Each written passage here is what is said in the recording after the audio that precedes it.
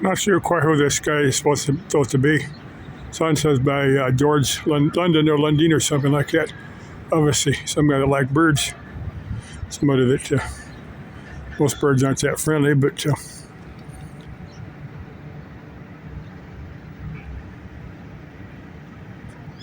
of those are pigeons. That one, I'm not sure what bird that is. It's pigeon size, but it's more like a predatory bird. I don't know.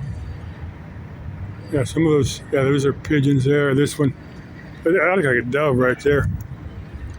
Guy's obviously eating. It says dedicated in October of 1986. So I'm guessing this guy's probably no longer with us. Whether the real person or not, I'm not sure. I think that means the guy that sculpted this was George Lundeen. Lundin. I think that's how you pronounce it. Oh, there's a bird by its feet there too. See this guy. Probably title this Birdman of Glendale. Okay. This is a little tiny park here. There's some from Balmateague Library. Okay. I don't know who Balmateague was, but that's her library.